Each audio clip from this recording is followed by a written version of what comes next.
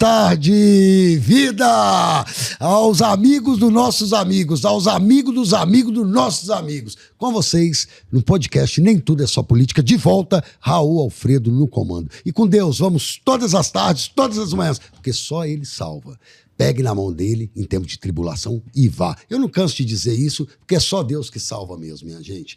Você pode, na hora do apuro mesmo, tem que pegar na mão dele e ir.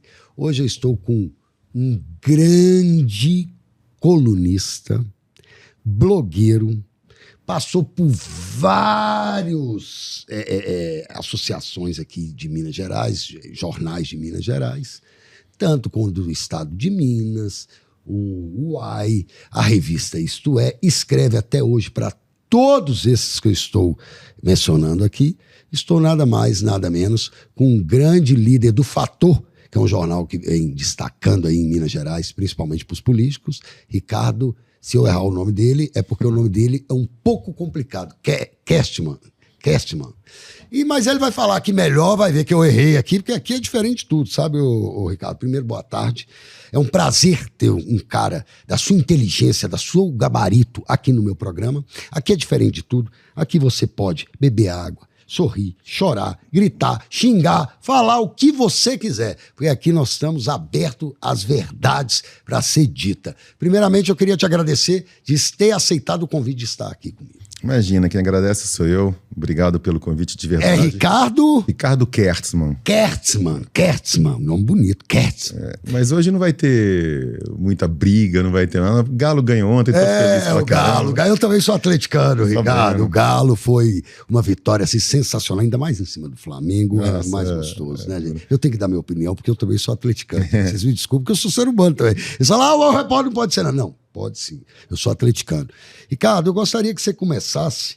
Primeiramente, é um grande prazer de tê-lo aqui. Todo meu, obrigado. Um gabaritado da sua altura, dos seus escritos. Parabéns pelas colunas, que são muito bem escritas, são muito bem faladas. E o ponto de vista do pessoal que vê, que lê, todo mundo admira muito. Eu gostaria, mas primeiramente, conhecer um pouco do Ricardo. Quem é Ricardo? Onde que nasceu? Eu sei onde você nasceu, em Brasília, mas o pessoal não sabe. Então, você contar um pouco da sua história, como você chegou até aqui, ô Ricardo. Da sua infância, claro, resumidamente, que você deve ter vasta aí, até hoje, ô Ricardo. Como você falou, nasci em Brasília, mas eu estou radicado, vamos falar assim, em Belo Horizonte desde os 10 anos de idade, com algumas idas e vindas para outras cidades aqui no Brasil, no exterior também. Mas eu costumo brincar que não sou nem brasilense, nem mineiro, eu sou atleticano. Isso é a minha verdadeira nacionalidade. Sou empresário já há muitos anos. Eu comecei a trabalhar muito cedo no antigo Banco Nacional, um banco que fechou já há muitos anos, mas todo mundo, as pessoas mais antigas vão se lembrar, que era o banco do Ayrton Senna. Eu também sou nacional, e a chuva não vai me pegar. Eu também sou o Banco do Guarda-Chuva. Famoso do país, grande José Magalhães Filho. Isso aí, patrocinava o Ayrton Senna. Eu comecei a trabalhar no Banco Nacional, depois eu fui para uma empresa multinacional alemã em São Paulo, lá eu fiquei muitos anos, até que eu me senti maduro o suficiente para poder empreender. Abri um negócio na virada dos anos 90 para 2000, em São Paulo também, e sempre fui empresário, como eu falei. Em 2023 ou 2024 eu vendi a minha participação para o meu sócio, um amigo, um irmão de infância, e resolvi me dedicar exclusivamente ao jornalismo, que eu costumo brincar também, que eu caí de paraquedas, ou sem paraquedas, porque em 2014, quando a ex-presidente Dilma foi reeleita, eu estava em São Paulo, né? E a minha mãe morava num bairro da região central de São Paulo, que é um bairro chamado Higienópolis. Higienópolis, conheço. E era, por uma coincidência, moravam em Higienópolis também muitos tucanos, né? Fernando Henrique, sim. José Serra. Eu frequentava, foi onde comecei a me interessar por política, a Casa do Saber, que era uma espécie de think tank do PSDB. E aí, na noite que a ex-presidente Dilma venceu as eleições, a reeleição, na verdade, contra o Aécio Neves, cara, parecia, quando em jogo de futebol, contra um time ganhando o outro, e foi a noite inteira de buzinaço da militância petista. E é um bairro predominantemente também de pessoas mais velhas. Aquilo me incomodou barbaramente porque era um desrespeito a essas pessoas mais velhas. Tem 2 hospitais no bairro também. E eu nunca gostei muito de rede social até hoje. E aí eu peguei, a época o que fazia muito sucesso era o Facebook. E minha esposa tinha, eu peguei o Facebook dela e escrevi alguma coisa lá, bem ao meu estilo, né? Porque as pessoas falam... Poxa, seus textos são tão legais, todo mundo gosta tanto. Verdade. Qual que é o segredo, né? Eu não sou jornalista, sabe, Baú? Então eu escrevo como a gente está conversando, né? De uma maneira muito coloquial. Eu nunca vi um manual de redação na minha frente. E aí, então acho que esse texto, em tempos em que as pessoas não têm motivação, não têm o hábito de leitura, as pessoas leem a manchete, no máximo o lead, talvez por essa linguagem, as pessoas acabem se interessando pelos textos. Aí eu peguei o Facebook da minha esposa e escrevi, sei lá, qualquer coisa. E isso viralizou. Eu nem sei se existia esse termo na época de viralizar, mas isso viralizou. E da mesma maneira que tinha gente que gostava muito... Existe, Ricardo, eu também não sei. Eu falo viralizou também. Eu não sei se a época tinha, né? Não, na época eu acho... Não sei. E aí viralizou, mas muita gente começa a xingar também. Aí ela falou assim, não, peraí, eu vou fazer um Facebook para você, uma página, um perfil para você. E eu comecei a escrever. Pouquíssimo tempo depois, eu tenho um grande amigo, grande irmão também, de infância, e é o verdadeiro guru, foi quem me colocou no jornalismo, quem me ensinou tudo sobre jornalismo, que é o Beni Cohen, aqui do estado de Minas, do Portal Uai. O Beni, lendo alguma coisa que eu escrevi no Facebook, assustado, assim, surpreso com a quantidade de seguidores, com a quantidade de interação, de comentários, ele me convidou a hospedar um blog no Portal Uai. E o que é blog, Raul? Eu não tenho a menor ideia do que era um blog. E aí ele me explicou e eu criei o blog Opinião Sem Medo, que praticamente, assim, mês, 2 meses, se tornou o conteúdo, né, mais lido do portal, da home, do portal. Era o seu próprio estilo. Era o meu blog Sem Medo. E aí, 2 anos depois, ou talvez nem isso, por causa do sucesso, o número de views era imenso. O último ano em que eu estive no estado de Minas, acho que bateu 23, 24 milhões de page views, uma coisa que nível nacional, muito poucos colunistas tinham, ou tem. E aí o estado de Minas me contratou como colunista.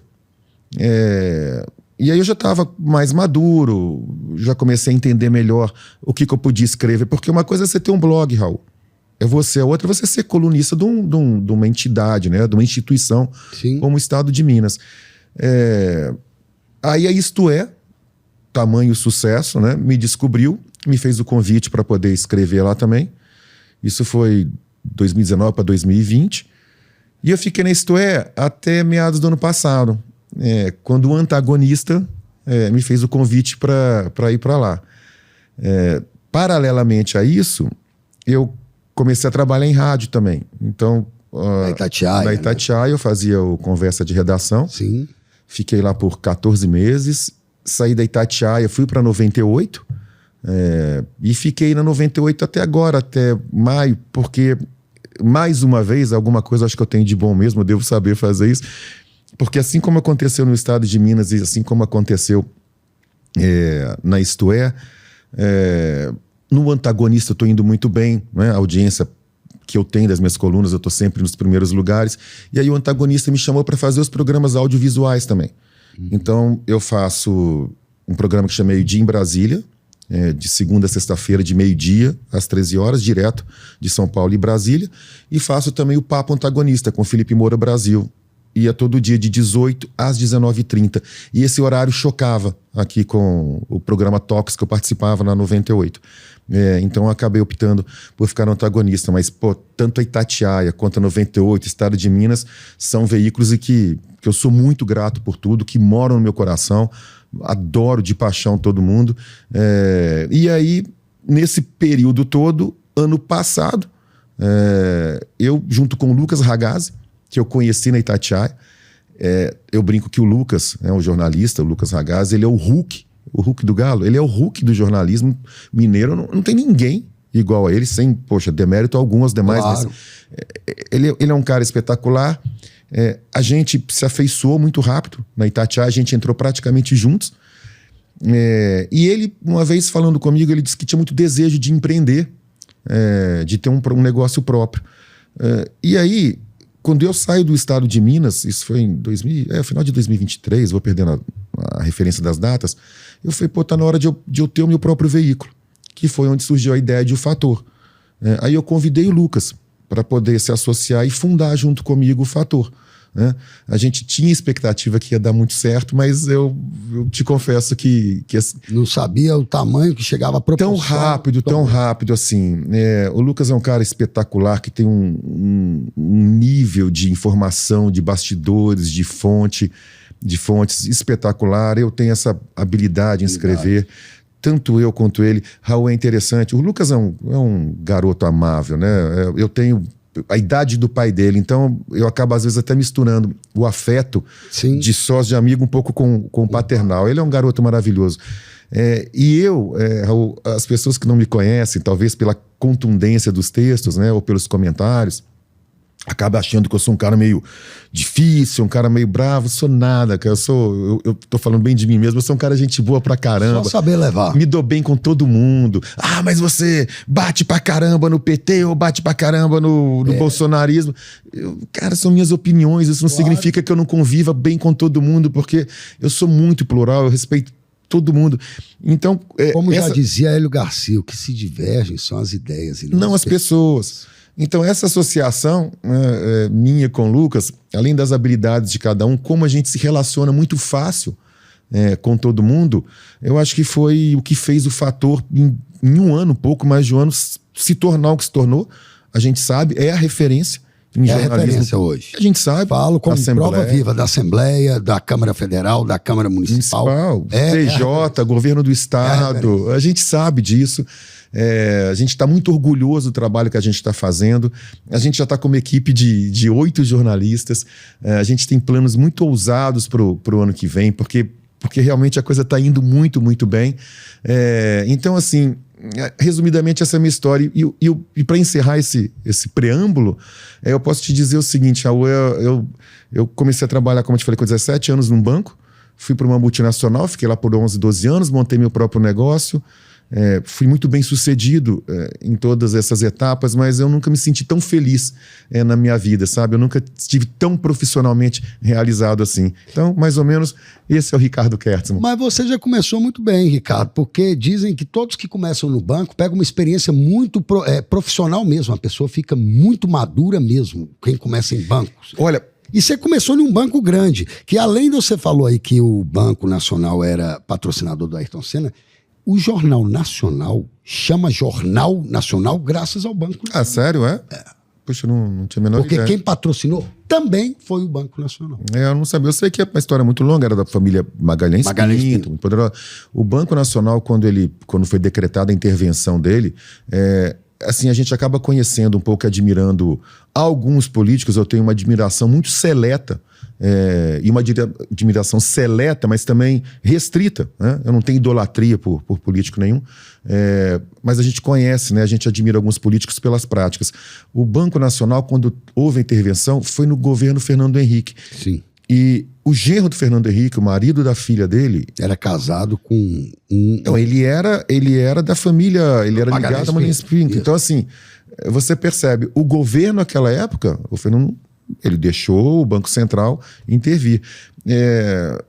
Então, eu sei que é uma história muito, muito longa, mas eu não sabia que tinha dado origem ao Jornal Nacional. Jornal Nacional. Eu trabalhei lá, é interessante que você falou assim, eu nunca fiz essa associação, pelo fato de ter trabalhado em banco, mas eu trabalhava de caixa.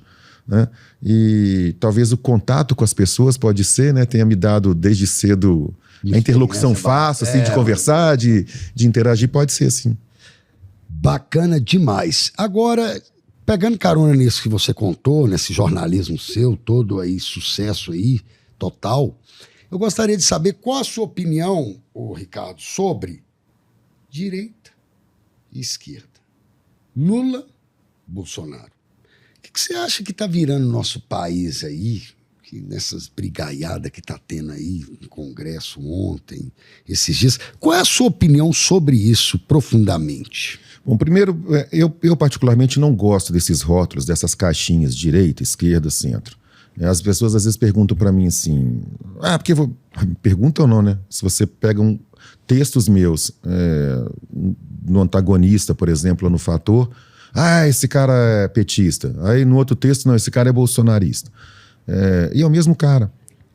Porque eu digo o seguinte, a minha opinião e, sobretudo, as minhas crenças e valores, elas são minhas, elas não estão atreladas a nenhum tipo de ideologia e muito menos a qualquer tipo de líder político. Por exemplo, eu sou totalmente favorável à união civil entre casais do mesmo sexo. Então você é de esquerda? Não. Eu sou totalmente favorável ao Bolsa Família. Raul, eu trabalhei minha própria empresa durante 20 anos, é uma empresa de perfumaria, e meu principal mercado era o Norte e Nordeste, capital e interior. Eu passei 22 anos da minha vida conhecendo de perto o que é a pobreza de verdade, a miséria de verdade do país. Pouca gente nesse país tem tanta experiência, pouca gente no país conhece tão de perto essa miséria como eu conheço. Então é óbvio que eu sou a favor de um Bolsa Família, não como programa assistencialista, mas como um programa assistencial. Eu odeio o Bolsa Família, o uso político eleitoreiro que se faz dele. Mas o Bolsa Família é a única maneira de sobrevivência de milhões de pessoas.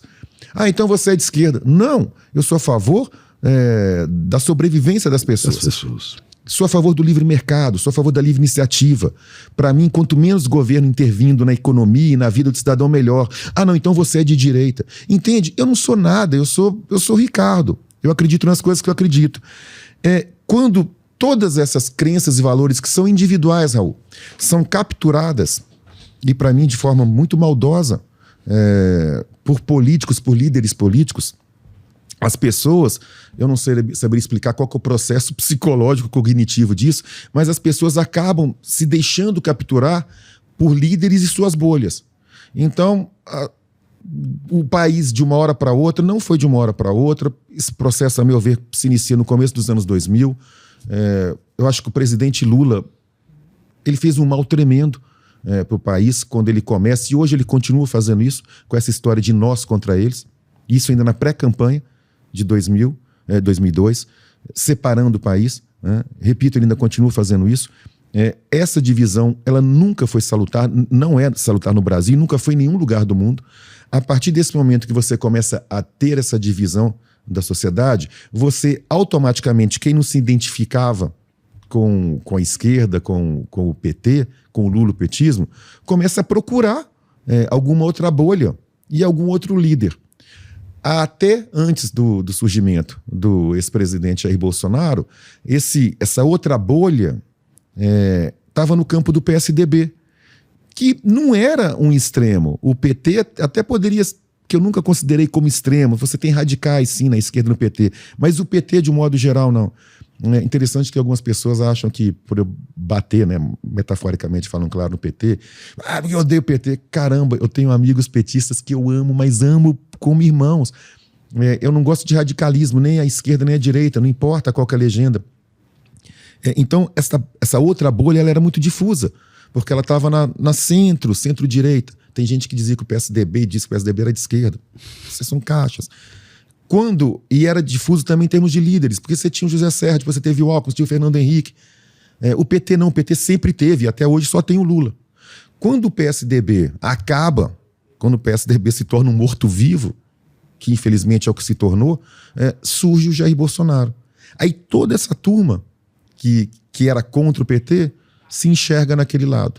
E não que toda essa turma goste, né, do que é o bolsonarismo, ou concorde com o que prega o bolsonarismo, mas não existe o outro lado. Exatamente. Então você teve essa divisão que faz muito, mas muito mal ao país. Sabe por quê, Raul? Porque no momento que você tem esses dois polos e eles se retroalimentam, o Lula, né, de um modo geral, assim como o PT, não estou querendo generalizar, mas como divisão, estão se lixando para o país.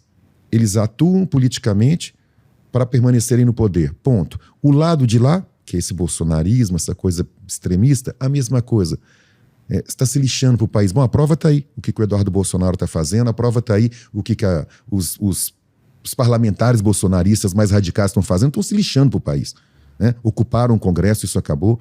Ou seja, o país todo fica sequestrado em uma pauta única de 2 grupos políticos.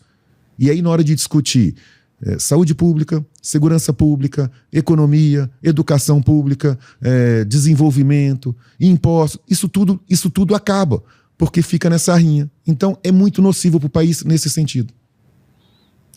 Colocação assim, brilhante. E, seguindo aí, carreira aí, eu ando muito na rua, sabe, o Ricardo? Igual você também. Sou um cara, gosto de conversar, de me comunicar. E tô vendo aí na rua que eles estão metendo cacete em político. Mas agora piorou ainda, piorou mais. É o que você falou. Mas você acha que a culpa é de quem? São dos políticos? Ou são de nós que colocamos eles lá? De quem é a culpa disso? Porque metendo cacete eles estão. Eu não vou nem te perguntar se você concorda com isso. Porque isso está em geral, na rua, está geral. O que você acha que eles estão tão nervosos, revoltados, se o voto sai de nós mesmos? Eu te responderia essa pergunta como eu te responderia esta pergunta como outra pergunta. Né? Quem é a história de quem nasceu primeiro? Quem veio primeiro, se ovo a galinha? Políticos não caem do céu. Somos nós que os colocamos lá. Mas os políticos vêm da sociedade. Um político, Raul, sou eu, você, que amanhã fala assim, eu quero ser político. Né? Eu quero atuar politicamente. Especificamente no legislativo. Né? A gente está falando do legislativo e de executivo, talvez. Então eu quero ser político. Então são pessoas como nós que um dia vão efetivamente trabalhar na política. Então, quando diz que o Congresso, né, que a política é o reflexo da sociedade, é óbvio que é, porque eles não caíram do céu. A gente tem que separar, eu separo, 2 tipos de político. Infelizmente, e aí é por isso que tanta gente hoje critica, né, existe o político, e eu não vou nem falar político, aquele modelo corrupto, fisiológico, não. Existe esse modelo de político que surgiu após a massificação das redes sociais, após a internet, que são os políticos que a gente chama de tiktokers, né? Que só se preocupam em ficar gravando videozinho e fazendo lacração. Esses caras não apresentam uma proposta, esses caras não apresentam uma solução, esses caras não contribuem para nada para o debate público, eles só ficam fazendo lacração, porque isso dá voto e os caras são reeleitos. São eleitos e reeleitos. Por isso que eu te falei, trabalham para si mesmos. Esses políticos que hoje estão na moda, são eles que fomentam esse ambiente muito hostil. O outro tipo de político, que é aquele que faz a política, que entra na política e permanece com bons propósitos, propondo o bom debate público, propondo, pode estar certo ou estar errado, mas propondo alternativas ou soluções. Esses políticos, eu acho que a gente tem que não só preservar das críticas, como a gente tem que apoiar. Política tem que ser feita por político. Política não tem que ser feito por tiktoker. Eu sou aquele cara que eu critico, bato pra caramba na política e nos políticos, mas a política tem que ser feita por eles, por políticos que estão lá e sabem fazer política. Não é o que a gente tem hoje.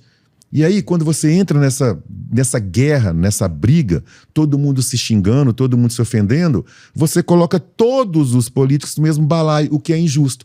Porque ainda que sejam minoria, né, ainda que sejam poucos, a gente tem na Câmara dos Vereadores, a gente tem aqui na Assembleia, a gente tem no Congresso políticos que são dignos. Pessoas sérias, claro. Ô, Ricardo, nós temos um quadro aqui, já chegando quase ao fim, nós temos um quadro aqui que chama Rapidinha, mas antes eu vou fazer meus comerciais, porque a gente, afinal de contas, vive de patrocinadores. Oferecimentos Quintal, melhor campanha criativa que existe no Brasil. Quintal pode contratar, que será eleito a qualquer cargo, a qualquer colocação. Quintais, campanhas criativas. Temos também o Determinante. Quem faz, passa. Hoje em dia até com terceirão. Virou colégio e pré-cursinho. E temos também, aqui que nos ajuda muito aqui, o IBGP, um dos melhores institutos de pesquisa. E não esquecendo também do Instituto Alves Lima. É um instituto novo, mas um instituto com categoria, que faz uma pesquisa melhor do que ninguém.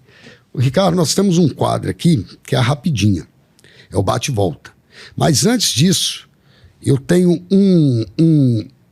eu mando o pessoal me mandar mensagem e pego uma que eu acho mais interessante. Tipo, por exemplo, o Lucas do São Geraldo pergunta o seguinte, porque ele sabia que eu coloquei que ia entrevistar você hoje aqui. Qual é o principal papel do jornalista hoje gabaritado como você na política? Lucas, um abraço, obrigado pela pergunta. Eu não vou responder pela categoria, até porque eu não fiz jornalismo. Eu respondo pelo que eu entendo como jornalismo e é o que eu pratico, é o que o fator pratica e é o que o antagonista, para onde eu me transferi, pratica. A principal função do jornalismo é ser, em primeiro lugar, independente e, segundo lugar, vigilante. O bom jornalismo, ele está calcado, ele está baseado nesses dois pilares. Porque sem independência, você não faz jornalismo. E se você não faz jornalismo, você não é vigilante. As pessoas confundem também, isso é bom a gente explicar. O jornalismo ele é amplo. Eu, Ricardo, eu sou um colunista. Eu não sou um repórter. Eu não escrevo matérias, eu não faço reportagens, eu dou opinião. A minha opinião não se confunde com o jornalismo. Eu, quando digo que esta água aqui está ruim ou boa, é uma questão de gosto. Se eu fosse um repórter e fosse fazer uma matéria, eu teria que fazer uma fundamentação a respeito do porquê que essa água é boa ou ruim sem emitir opinião. Então isso é importante, isso é que é independência. Eu não estou amarrado a ninguém e principalmente não me guiar, né, por subjetividades, me guiar pela minha análise.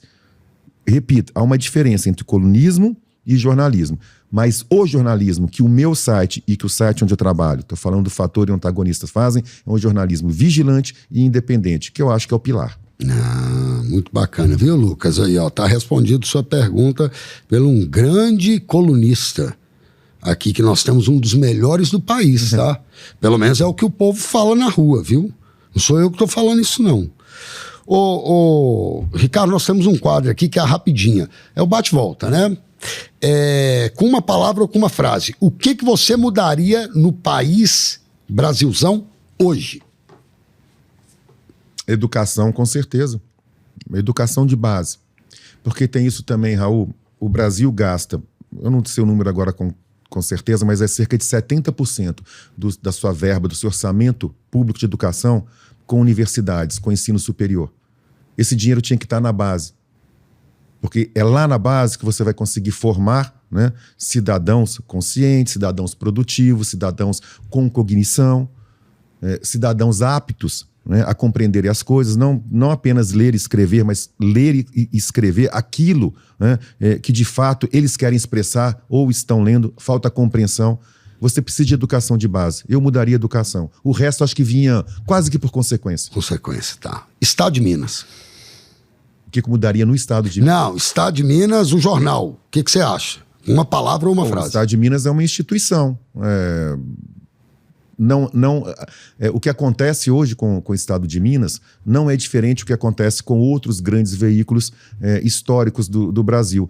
As pessoas hoje não têm mais o hábito da leitura, não têm mais o hábito da informação, preferem vídeos curtos, preferem informações curtas. Então o Estado de Minas hoje sofre o que os grandes veículos, né? O Estado de São Paulo, o Folha de São Paulo, o Globo sofrem. Prato. Um prato? Macarrão. Boa. Cor?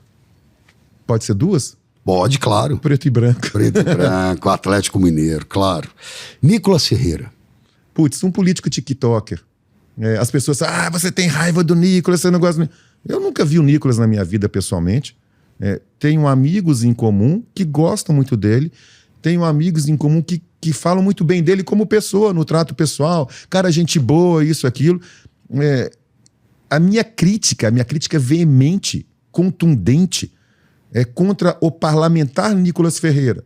Um cara que não agrega nada à política, um cara beligerante, que divide a sociedade, assim como eu critiquei o Lula, foi o Lula que fez isso, o Nicolas faz a mesma coisa, não propõe nada, e é obrigação dele propor. Ele foi à casa das pessoas dizendo que ele tinha, de alguma forma, né, a solução para os problemas todos. Então é um político tiktoker. Eu critico duramente o modelo Nicolas Ferreira, o parlamentar Nicolas Ferreira. Família.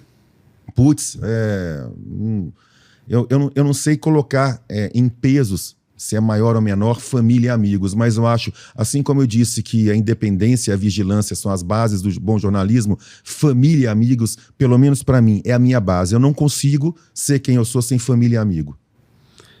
Deus? Deus, eu não acredito em Deus, esse Deus todo-poderoso que está lá em cima, olhando tudo, derruba o avião, 200 morrem, um salva. Eu não acredito em Deus. Eu acredito na fé das pessoas, e cada um dá o nome que quiser. Eu sou judeu. A religião judaica acredita em Deus, é uma religião monoteísta. Você tem a igreja cristã, que acredita em Deus, acredita em Jesus. Você tem o budismo, que acredita no Buda. Você tem os muçulmanos, que acreditam em Alá. Por isso que eu não acredito em um Deus. Eu acho que as pessoas são livres para terem ou não fé. Eu não acredito, eu não tenho fé, eu não exerço, eu não pratico uma religião, mas no jogo do Atlético ontem, se você me visse agachado, ajoelhado, pedindo para Deus para o Atlético ganhar, mas você não acredita em Deus, entende? Esse é o Deus, é a fé que a pessoa tem em um determinado momento da vida. Claro. E para finalizar, por que você aceitou o convite de estar aqui frente a frente comigo? Porque você é uma pessoa muito gentil, você me procurou, pedindo para lá. E é claro que sim. Eu achei interessante o nome do Nem podcast. tudo é só política. Mas está errado. Porque tudo é política. Tudo é política. A gente faz política na hora que acorda, na hora que vai dormir. O bom dia que você dá pro marido, pra esposa, pro filho... Já é uma política. Pro funcionário, pro colaborador, pro porteiro. Só que pra moça do balcão da padaria. Só que o nome é porque o pessoal leva política como os políticos mesmo, entendeu? Então nós estamos falando desse lado. Nem tudo é só política. Cara, então, mas tudo é só política, então, claro. Com sua audiência. Pessoal, a política é boa. É só através da política que a gente consegue transformar a sociedade. Não demonizem a política, porque sem política a gente tem ditadura. O que a gente precisa é combater os maus políticos, dividir os maus políticos dos bons políticos, que ainda que sejam minoria, eles existem. Entrevistei o grande Ricardo Kertzmann, dono do jornal Fator, e um grande colunista... Sócio, desculpa. Sócio, que tem o Lucas também.